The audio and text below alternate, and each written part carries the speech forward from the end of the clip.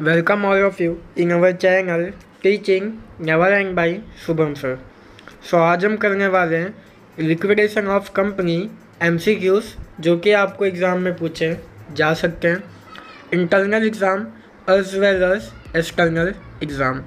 चलिए वीडियो को स्टार्ट करते हैं। First question is if a default is made in delivering the annual return to the registrar, the company is likely to face। Option दिए गए हैं आपको 4 options. Answer होगा इसका compulsory winding up by the tribunal. Okay, first question का answer है compulsory winding up by the tribunal. Then after second question, following is treated as overriding preferential creditors. किसको हम प्रेफरेंशियल क्रेडिटर हम treat करते हैं? Okay, इसका answer है आपका option number C, salary due to employee exceeding ₹20,000। Okay, इसे हम ट्रीट करते हैं preferential creditor. Then after question number 3, preferential dividend in arrears on the date of winding up is। 4 options आपको दिए होंगे। Option number D is the correct answer. जो भी preference dividend arrears में होते हैं उनको हम क्या करते हैं? ऐड करते हैं। कहाँ पे ऐड करते हैं हम? प्रेफरेंस शेयर कैपिटल में हम उनको ऐड करते हैं। Then after 6 question is a contributory is a contributory कौन होते हैं? वो हमारे शेयर होल्डर्स होते हैं। ओके, ये आपको याद रखना है, प्लीज़ आप इसका स्क्रीनशॉट भी ले लीजिएगा। Then after secured creditors are show in the statement of affairs under. Secure creditors जो भी हैं उनको हम कहाँ पे शो करते हैं स्टेटमेंट में? रिस्क ABCD आपको दिया गया है। Answer is the risk B। Okay, then after यहाँ पे एक और नेक्स्ट क्वेश्चन रिस्क ए का हमने यहाँ पे डाला है। Risk be secure creditors. Okay, risk A in risk A in statement of affairs give in the risk of asset not specifically praise. Okay, ऊपर जो हमने बात किया वो हमने बात की है रिस्क बी जो कि किसका है? सिक्योर क्रेडिटर्स का है। और यहाँ पे हम बात कर रहे हैं risk A in statement of affairs gives in the risk of asset not specifically place. Okay, then after आते हैं नेक्स्ट क्वेश्चन पे। Any sum due to an employee out of PF means provident fund is an example of.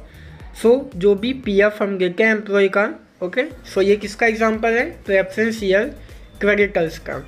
Okay, उसी के अंदर आता है PF। Then after यहाँ पे कुछ ट्रू एंड फॉल्स हैं। ओके, ट्रू फॉल्स भी आपको पेपर में पूछे जा सकते हैं। अगर ट्रू फॉल्स ऐसे नहीं पूछे जाते हैं आपको क्वेश्चन दिया जाएगा। Option A true, option B false, option C can not determine, option number D none of this. Okay, means 4 option आपको दिए होंगे, या तो आपको इसी से कुछ फिलिंग का ब्लैंक बना के आपको देंगे। आपको यहाँ पे इसका कंसेप्ट पता होना चाहिए। Question number 1, only an insolvent company can be liquidated. ये गलत है, इंसॉल्वेंट कंपनी नहीं, सॉल्वेंट कंपनी भी लिक्विडेटेड हो सकती है। Okay, first is false. आप नोटबुक में भी नोट डाउन करके रहिएगा, वैसे तो मैंने इसका आंसर नीचे दिया है लास्ट में। Second number, in the statement of affairs unpaid calls are to be included under assets. ये करेक्ट है, ट्रू है। जो भी अनपेड कॉल्स होते हैं उनको हम कहाँ पे इंक्लूड करते हैं? अंडर एसेट्स में। Now the third, a past member is not liable to make a contribution if liability was contracted after he ceased to be a member। जो भी पास्ट मेंबर है वो कभी भी लाइबल नहीं होते। ये इंफॉर्मेशन ट्रू है, सो इसका आंसर भी आएगा ट्रू। ओके, करेक्ट है। Then after 4, if the company is insolvent, अगर कंपनी इंसॉल्वेंट है, interest on debenture is payable up to the date of actual payment, so ये फॉल्स है। Okay, now the 5th is एक contributory कौन होता है? Comment में आंसर दो फटाफट, मैंने आपको ऊपर बताया था अभी, ऊपर आप मत देखना वीडियो। ओके, मीन्स आप बैक मत करना वीडियो, मैंने अभी आपको बताया था। कमेंट में आंसर देना आप फटाफट से। ओके, चीटिंग मत करना। कंट्रीब्यूटरी कौन होता है? सो वो शेयर होल्डर्स होते हैं, मैंने आपको अभी ऊपर बताया था। Can only be present member of liquidated company, गलत। कंट्रीब्यूटरी खाली प्रेजेंट मेंबर नहीं होते, और भी कई सारे मेंबर होते हैं, बीओडी होते हैं, और भी कई सारे मेंबर्स होते हैं, सो ये फॉल्स है। कंट्रीब्यूटरी मीन्स खाली शेयर होल्डर्स ही प्रेजेंट मेंबर नहीं होते, और भी कई सारे मेंबर्स होते बोर्ड ऑफ डायरेक्टर्स के। Then after 6 number, local tax are an example of secure creditors, false है। लोकल टैक्स सिक्योर क्रेडिटर्स का एग्जाम्पल नहीं है। देन आफ्टर 7 नंबर पे, the liquidator is not entitled to claim remuneration on the cash balance unless otherwise given, so ये correct है, means true है कि जो भी लिक्विडेटर्स हैं वो एंटाइटल नहीं होगा कि वो क्लेम कर सके remuneration. Okay, then after 8 number, preferential creditors are treated as fully secure creditors when they can be fully paid, false है। हम कभी भी उनको fully secure creditors क्रिएट हम नहीं करते हैं जब वो fully paid up होंगे तब।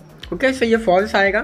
Then after 9 number, surplus if any from the creditor having been secured on asset specifically pledged is added to the estimated realizable value, realizable means sales value। ओके, realizable का मतलब होता है sales, realizable value of the asset not specifically plus। ओके, so जो भी surplus बच जाता है, और यहाँ पे बताया गया है किसका? क्रेडिटर्स हैं, having been secured on the asset specifically pledge में शपथ हम ऐसा कह सकते हैं। ओके, तो उसको हम ऐड करते हैं, सो ये सही है। हम उसको ऐड करके जो भी सेल्स वैल्यू होता है असेट का, उसमें एस्टिमेटेड मीन्स अनुमान, एकदम श्योर नहीं, एस्टिमेट उसके अराउंड में, अप्रॉक्सीमेट भी हम कह सकते हैं, सो हम उसमें ऐड करके, ये करेक्ट है। Then after, if the remuneration to liquidator is payable on distribution to contributors is included, सो ये करेक्ट है। जो भी रेमुनरेशन टू लिक्विडेटर जो भी हम पे करते हैं, ओके, ऑन डिस्ट्रीब्यूशन टू कंट्रीब्यूटरीज, वो इंक्लूड होता है। सो एक बार और 9 नंबर देख रखे हम वापस हैं कि जो भी स्पेसिफिकली हमने प्लेस किया है असेट पे जो कि सिक्योर्ड है, अगर उस पर कोई भी सरप्लस बच जाता है, कब हम ऐड करते हैं? कौन सी? रियलाइजेबल वैल्यू ऑफ असेट जो कि स्पेसिफिकली प्लेस नहीं है, हम उसमें ऐड करते हैं। ओके, जो स्पेसिफिकली प्लस है उसका सरप्लस हम ऐड करके non specifically plus realisable value of asset उसमें। आई होप कि आपको समझ में आ गया होगा। सो नेक्स्ट पार्ट में मैं और भी MCQ आपके लिए लेके आऊँगा। ओके, सो आई होप कि आपको वीडियो पूरा समझ में आ गया होगा। सो वीडियो अच्छा लगा है तो वीडियो को लाइक करके चैनल को सब्सक्राइब कर दीजिए। Thank you so much for watching the video.